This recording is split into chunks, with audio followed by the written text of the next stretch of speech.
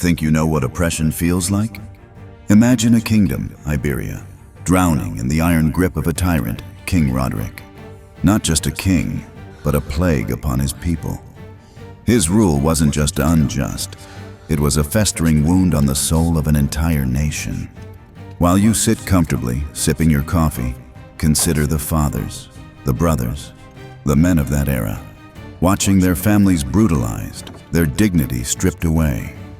Rodrik, a man whose name should be whispered with contempt, believed his power absolute, his whims divine. He seized property, violated women, acts that scream for divine retribution. This wasn't just political maneuvering. This was the systematic destruction of a society, a people pushed to the absolute brink. The whispers of his cruelty stretched beyond the mountains and across the seas, reaching the ears of men who lived by a different code. Men for whom justice wasn't a philosophical debate, but a sacred command. You see, the Prophet Muhammad, peace be upon him, taught us, "Verily, Allah has enjoined goodness in all things." Sahih Muslim. But where was the goodness in Rodrik's kingdom? There was only darkness, a suffocating blanket of tyranny that begged for a piercing light. And that light, that beacon of hope, was found not in a rebellion from within, for the people were too broken, too beaten, but in an unexpected plea from outside. Count Julian, a Christian nobleman, once a staunch ally of Rodrik, now stood as his mortal enemy. The cause, a violation so heinous, so personal, it shattered any semblance of loyalty. Rodrik had committed an unforgivable act against Julian's family, an act that would ignite the flames of a far greater conflict. This wasn't merely a political grievance, it was a deep, searing wound of honor. And honor, for men of that time, was worth dying for.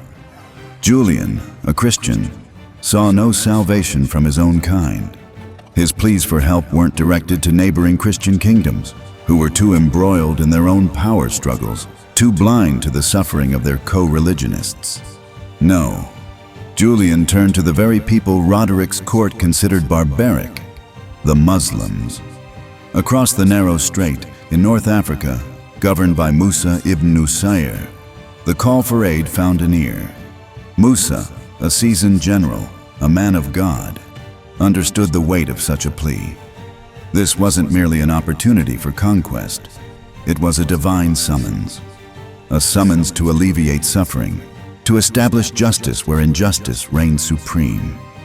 You, as a man of principle, can understand this. When you see oppression, when you hear the cries of the helpless, does your heart not stir? Does your conscience not demand action? This was precisely the dilemma facing Musa. The decision wasn't light. It wasn't reckless. It was a calculated risk, steeped in faith and a profound sense of duty. The stage was set, not by kings and queens, but by the cries of the oppressed and the unwavering commitment of men who understood the true meaning of brotherhood, even across religious divides. This was the moment history pivoted, a moment born from a tyrant's evil and a nobleman's desperate, silent prayer. The storm was coming, and its name was Islam. Musa ibn Nusayr, the governor of Ifriqiya, was no ordinary leader. You must understand this. He wasn't a power-hungry warlord. He was a strategist, a statesman, and above all, a devout Muslim. His decision to respond to Count Julian's desperate plea wasn't fueled by avarice for land or riches. Number.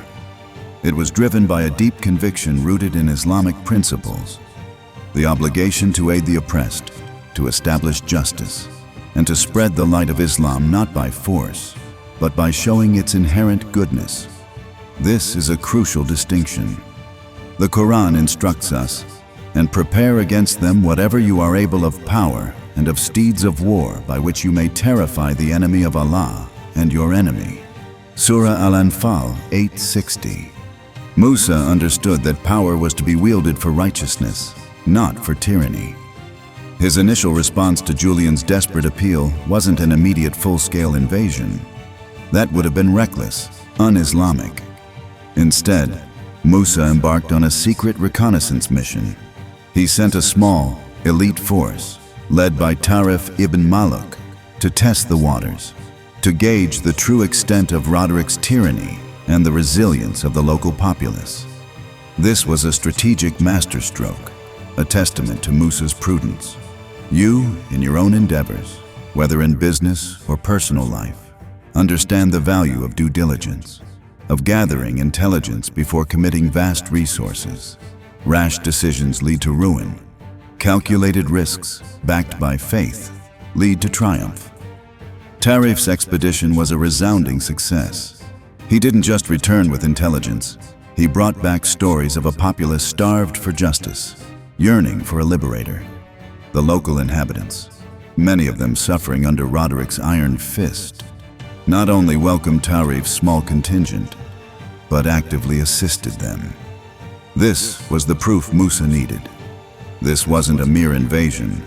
It was an act of liberation, a response to an unspoken cry for help from a people desperate for change. The soil of Iberia was fertile for the seeds of justice and faith. But Musa still faced an immense challenge. The very idea of crossing the formidable strait, of confronting a European kingdom, was daunting. He sought counsel, not just from his generals, but from the caliph in Damascus. This wasn't a local skirmish. It was an undertaking that could reshape the geopolitical landscape. The caliph, far removed from the immediate suffering in Iberia, initially hesitated, urging caution. This is a powerful lesson. Even the most righteous endeavors require careful consideration, patience, and divine guidance. Musa persisted, not out of stubbornness, but out of a profound belief in the rectitude of their cause. He painted a vivid picture of a land ripe for liberation, of a people yearning for the justice that Islam could bring. Finally, with the caliph's cautious blessing, Musa began preparations. He didn't just assemble an army. He forged an instrument of change. He handpicked his most trusted general, a man of immense courage, strategic brilliance, and unwavering faith. Tariq ibn Ziyad. This choice was paramount. Musa knew that the success of this monumental undertaking would hinge not just on numbers, but on the quality of leadership, the spiritual fortitude of the commander. He looked for a man who embodied the spirit of Islam, disciplined, courageous, and deeply committed to justice. You can almost feel the weight of this decision, the immense responsibility resting on Musa's shoulders. The stage was set, the actor chosen, and the world was about to witness a historical transformation, all born from a vision of liberation and a commitment to Allah's justice. Then came Tariq, not merely a general, but a force of nature.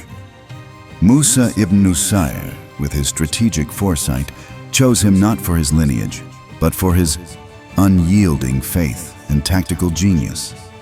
You need to grasp this. Tariq was an extraordinary man, a Berber convert to Islam, a testament to the universal appeal of our deen. His appointment wasn't a political favor. It was a recognition of sheer, unadulterated merit. In the year 711 CE, a date etched forever in the annals of history, Tariq ibn Ziyad led a modest force of roughly 7,000 men, some accounts say 10,000, across the narrow straits separating North Africa from Iberia. This was not a vast, overwhelming army. It was a small, determined band facing the might of an established European kingdom. Imagine the apprehension, the sheer audacity of this move. They landed at a strategic point, a monolithic rock that would forever bear his name, Jabal Tariq, the Mountain of Tariq, which we know today as Gibraltar. But his most iconic, most shocking act came next. After securing the landing, Tariq assembled his men. The vast, unknown land of Iberia stretched before them, teeming with an enemy rumored to be vastly superior in numbers and arms. Behind them, the sea, their only route of retreat. And what did Tariq do? He gave an order that sent a ripple of disbelief and terror through his ranks. "Burn the ships!" You read that right. He commanded his men to destroy their own vessels. Imagine the scene, the crackle of flames, the billowing smoke, the terrifying realization dawning on every man's face. No retreat, no escape. The only path left was forward, into the heart of the unknown, toward victory or martyrdom. This wasn't an act of madness. It was an act of profound psychological warfare, not against the enemy, but against the lingering doubts within his own men. His speech, delivered amidst the burning wreckage of their only escape, was a masterclass in leadership and faith. He stood before them, a beacon of unshakable resolve, and declared, "O my warriors, whither would you flee? Behind you is the sea, and before you the enemy. You have, by Allah, nothing but sincerity and patience. Know that you will meet your enemy today, and you will be victorious if Allah wills." He reminded them of their purpose, of the rewards in the hereafter for those who strive in the path of Allah. He invoked the verses of the Quran, the promises of Jannah for the martyrs. He invoked the very essence of Islamic jihad, a struggle against oppression, a striving for justice, not a mere conquest. This act, this burning of the bridges, was a powerful manifestation of the Islamic principle of tawakkul, absolute reliance on Allah. It stripped away all worldly options, forcing every man to place his complete trust in God. It instilled an unparalleled sense of unity and determination. Every man knew their survival, their victory, depended entirely on their collective will and Allah's decree. There was no plan B. There was only the will to fight, to overcome, to prevail. This wasn't merely a tactic. It was a spiritual purging. It separated the weak from the strong, the hesitant from the resolute. It forged an unbreakable bond of shared destiny. You, as a man, understand the raw, visceral power of such a moment. To face an impossible challenge, with all avenues of retreat severed, forces a clarity of purpose that few ever experience. Tariq, through this single, audacious act, transformed a diverse group of soldiers into an unstoppable force, a wave of faith and fury destined to crash against the shores of tyranny. The conqueror had arrived, and his message was clear. There was no turning back.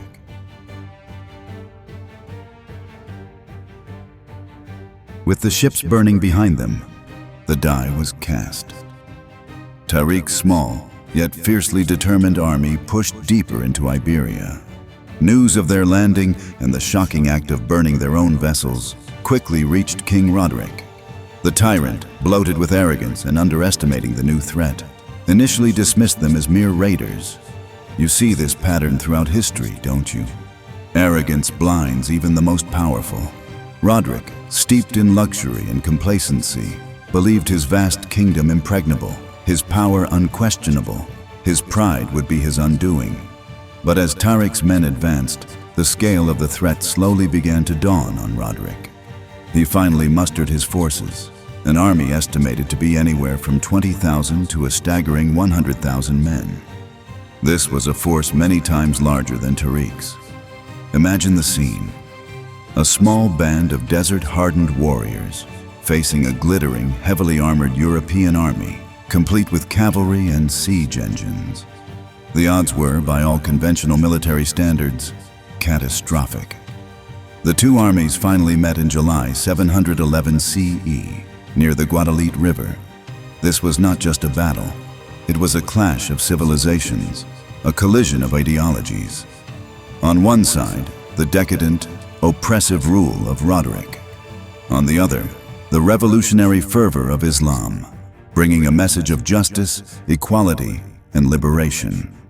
Tariq, with his limited numbers, understood that a direct, head-on confrontation was suicide. He needed to be cunning, to exploit the weaknesses of the enemy, and to rely on the unwavering faith of his men. His battle strategy was brilliant, a testament to his tactical genius. He didn't simply attack. He positioned his forces strategically, using the terrain to his advantage, ensuring that his smaller numbers could not be easily outflanked. He utilized guerrilla tactics, quick strikes, and feigned retreats to disrupt the enemy's formations. He understood that the Visigothic army, despite its size, was likely demoralized, its loyalty to Rodrik tenuous at best. Count Julian. Remember him? He and his men, still burning with resentment against Rodrik, joined Tariq's ranks, providing invaluable intelligence and fighting with fierce conviction. This was a crucial factor, a hidden ally within the enemy's supposed strength. The battle itself raged for several days. It was a brutal, bloody affair. But Tariq's men, fueled by their faith and the knowledge that there was no retreat, fought with a ferocity that stunned the Visigoths. They were fighting not for a king, but for a cause, for Allah, for justice, for a better world. The Prophet Muhammad, peace be upon him, taught, "Indeed, the strongest among you is the one who controls his anger, and the best among you is the one who is best to his family." Sahih Bukhari. This spirit of controlled strength, of discipline, was evident in Tariq's ranks. The turning point came when Rodrik himself was either killed in battle or drowned trying to escape across the river. The loss of their king, combined with the relentless pressure from Tariq's forces, broke the Visigothic army. They scattered, their morale utterly shattered. The seemingly impossible had happened. Tariq, with his small army, had achieved a miraculous victory against overwhelming odds. This wasn't just a military triumph. It was a testament to the power of faith, courage, and inspired leadership. You, as a Muslim, can draw immense strength from this story. It teaches us that with Allah's help, even the most daunting challenges can be overcome if our intentions are pure and our resolve unwavering. The gates of Iberia were now wide open, not for conquest, but for the light of Islam to shine. With the decisive victory at Guadalete, the entire landscape of Iberia was transformed. You might expect a victorious army to unleash destruction, to plunder and pillage, as was common in that era. But Tariq ibn Ziyad's approach was fundamentally different. This wasn't a barbarian horde. It was an army carrying a message of justice and liberation. The Prophet Muhammad, peace be upon him, commanded, "Do not kill any child, any woman, or any old man. Do not destroy any tree, nor any building." Sahih Muslim. These were the principles guiding Tariq's advance. As Tariq's forces moved deeper into the peninsula, city after city opened its gates, often without resistance. Why? Because the people of Iberia, oppressed for so long under Roderic's tyrannical rule, saw not conquerors, but liberators. The promises of fair treatment, religious freedom, and an end to arbitrary taxation were revolutionary. Under Islamic rule, people of the book, Christians and Jews, were guaranteed protection and the right to practice their faith, a stark contrast to the religious persecutions common in many parts of Europe at the time. This wasn't just tolerance. It was a profound respect for human dignity, a direct application of Quranic principles. Tariq did not just conquer territory, he conquered hearts and minds. He established a system of governance that was just and equitable. Taxes, while present, were significantly less burdensome than those imposed by the Visigoths. Property rights were respected. The rule of law, based on Islamic principles, was applied fairly to all, regardless of religion. This was the hidden strength of the Islamic expansion. It offered a tangible, superior alternative to the existing systems of governance. You, as a man seeking justice and order in your own life and community, can appreciate the profound impact of such a system. The rapid spread of Islam across Iberia wasn't solely due to military might. It was due to the attraction of its message. People saw the justice, the social mobility, and the intellectual freedom that came with Islamic rule. Scholars, artisans, and farmers who had been marginalized found new opportunities. Cities that had stagnated under Visigothic rule began to flourish, becoming centers of learning and trade. The seeds of what would become Al-Andalus, a beacon of civilization for centuries, were sown in these early days. As Tariq continued his relentless march, Musa ibn Nusayr, the visionary who had initiated the expedition, also crossed into Iberia with a larger army. He consolidated the gains, systematically securing the peninsula. This was a carefully coordinated campaign, not a chaotic rampage. Musa, like Tariq, prioritized justice and good governance. He understood that true victory was not merely military, but the establishment of a lasting, righteous order.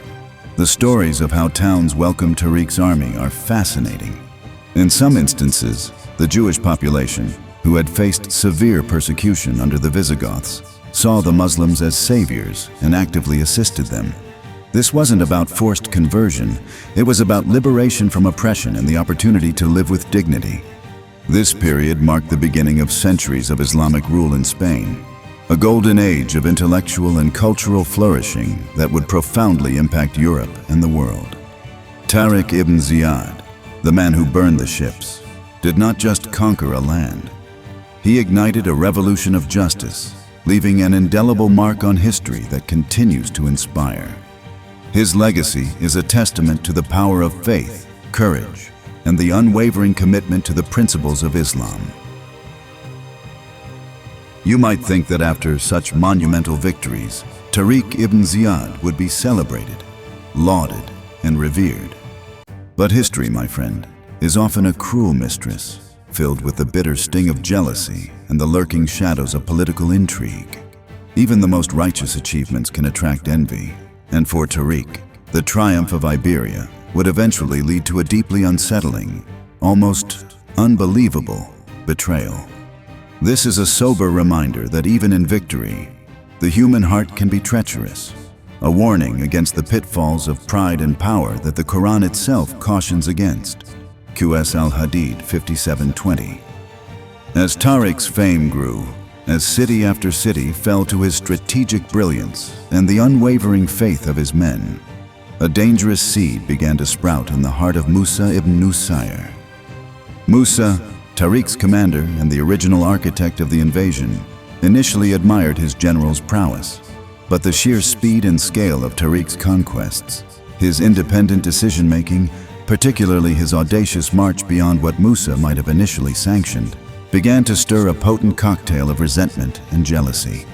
Imagine it, Musa, the senior commander, crossing into Iberia to find that his subordinate had already secured vast swathes of the peninsula, achieving victories that would normally be attributed to a grand, coordinated army. This was a challenge to Musa's authority, to his ego. Instead of celebrating the collective triumph for Islam, a darker emotion took hold.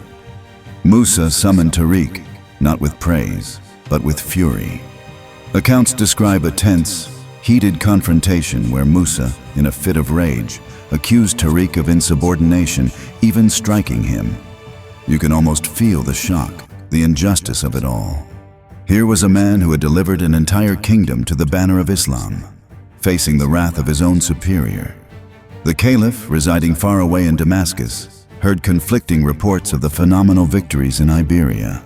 Both Musa and Tariq were summoned back to the caliphate to account for their actions and to present the spoils of war. This was a crucial moment, a chance for the truth to be laid bare. But the journey back was long, arduous, and fraught with political maneuvering. Musa, leveraging his seniority and influence, effectively sidelined Tariq.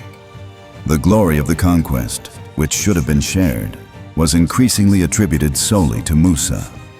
Upon their arrival in Damascus, the caliph initially honored Musa, but as the true narrative slowly began to emerge, as the stories of Tariq's burning of the ships, his leadership at Guadalete, and his just governance became widely known, the caliph recognized the immense contribution of Tariq. However, the damage was already done. Tariq, the true hero, the man who defied impossible odds, was gradually marginalized. He was stripped of his command, effectively retired from public life, and faded into obscurity, his immense achievements overshadowed by political machinations. This is a sobering warning for all men of influence. Success, particularly extraordinary success, can attract not only admiration, but also envy. The Hadith reminds us, "Beware of envy, for envy consumes good deeds just as fire consumes wood." Sunan Abi Dawud. Tariq's story is a tragic testament to this truth. He delivered a land from tyranny, spread the light of Islam, and yet, in the end, faced not the glory he deserved, but the bitter taste of professional ruin. His legacy, however, could not be erased. The mountain still bears his name, and the stories of his courage continue to inspire, reminding us that true greatness is often forged in adversity and sometimes recognized only long after the actors have left the stage. His silent suffering serves as a powerful reminder. Do good for the sake of Allah, for worldly praise is fleeting and often fleetingly cruel. Despite the personal injustice and the ingratitude he faced, Tariq ibn Ziyad's legacy in Iberia was immutable, indestructible. You see, the actions of a righteous man, especially one guided by the principles of Islam, leave an indelible mark far beyond his personal fate. What Tariq set in motion was not merely a conquest, but the birth of a civilizational beacon, Al-Andalus. This wasn't just a place, it was an idea, a testament to what humanity could achieve when guided by faith, knowledge, and justice. For nearly 800 years, from 711 CE until 1492 CEE, Islamic Spain flourished. Imagine an era where Baghdad, Cairo, and Cordoba, the capital of Al-Andalus, were the undisputed intellectual capitals of the world. While Europe languished in what is often termed the Dark Ages, Al-Andalus was a vibrant tapestry of learning, art, and innovation. This was Tariq's true, lasting legacy, a fruit of his initial, audacious gamble. Picture this: knowledge flourishing. Libraries in Cordoba boasted hundreds of thousands of manuscripts, far surpassing any library in Christian Europe. Scholars, irrespective of their faith, flocked to Al-Andalus to study mathematics, astronomy, medicine, philosophy, and poetry. Ibn Rushd, Averroes, a giant in philosophy, and Al-Zahrawi, Abul Qasis, a pioneer in surgery, are just two of countless intellectual giants who emerged from this crucible of knowledge. You, as a man who values wisdom and understanding, can appreciate the profound impact of such an environment. Architectural marvels, the Great Mosque of Cordoba, the Alhambra in Granada. These aren't just buildings, they are breathtaking testaments to artistic genius, combining Islamic aesthetics with local influences. They stand today as silent witnesses to an era of unparalleled architectural splendor. Religious harmony. Despite the political ebb and flow, Al-Andalus, for much of its history, was a place where Muslims, Christians, and Jews coexisted and collaborated. This wasn't a perfect utopia, but it was a model of interfaith relations rarely seen elsewhere in the world. It embodied the Quranic principle, "There shall be no compulsion in acceptance of the religion." QS al-Baqarah 2256. Scientific advancement. Concepts like algebra, algorithms, the decimal system, modern surgery, and groundbreaking astronomical observations all made their way into Europe through Al-Andalus. These weren't mere transfers of knowledge. They were refinements, innovations, and the laying of foundations for the scientific revolution that would later transform the West. You might not realize it, but many of the conveniences and technologies you use today have their roots in the golden age that Tariq's conquest helped usher in. Tariq ibn Ziyad himself, despite his forced obscurity, lives on in the very fabric of this history. His initial act of burning the ships, his strategic brilliance at Guadalete, his just treatment of the populace, these were the bedrock upon which Al-Andalus was built. He set the tone, he paved the way, He wasn't just a conqueror, he was a catalyst for enlightenment. So, when you hear the name Gibraltar, remember not just a rock, but a man. Remember Tariq ibn Ziyad, the convert, the general, the man who faced impossible odds and with the help of Allah, turned the tide of history. His story is a powerful reminder that true impact is measured not by worldly accolades, but by the lasting good one leaves behind. His faith, his courage, and his commitment to justice continue to echo through the centuries, a beacon for all who strive to make a difference in this world and for the Akhirah. This, my brothers, is the enduring, whispered truth of Tariq's life. Now, reflect on Tariq ibn Ziyad. His journey, his audacity, his ultimate marginalization, it all screams a profound truth that you, as a man in this modern age, must grasp. What was it that allowed a relatively small force, led by a man of humble origins, to overthrow an empire and establish a civilization that would shine for centuries? It wasn't just military might, it was the unshakable faith. A faith so potent, it commanded men to burn their bridges, leaving no retreat. You see, Tariq embodied the spirit of the Hadith. If you put your trust in Allah as you should, He would provide for you as He provides for the birds. They go out in the morning with empty stomachs and come back in the evening with full stomachs. Tirmidhi. He placed his ultimate reliance on Allah, understanding that human plans, however brilliant, are futile without divine assistance. He faced insurmountable odds, yet he pressed forward with conviction. Consider your own challenges. Do you face them with the same resolute faith, the same willingness to sever your escape routes and commit fully to your path? Are you willing to burn the ships of your doubts, your fears, your excuses, when striving for something truly significant, something that serves Allah and humanity? Tariq's story isn't just history, it's a living lesson. It teaches us about the power of intention, niyyah. His intention was not self-aggrandizement, but the establishment of justice and the spread of Islam. Pure intentions unlock divine aid. Audacious leadership. True leaders don't shy away from terrifying risks when the cause is righteous. They inspire, they motivate, and they lead from the front. Resilience in the face of injustice.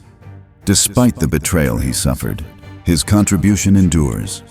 Your reward is with Allah, not with the fleeting praise of men.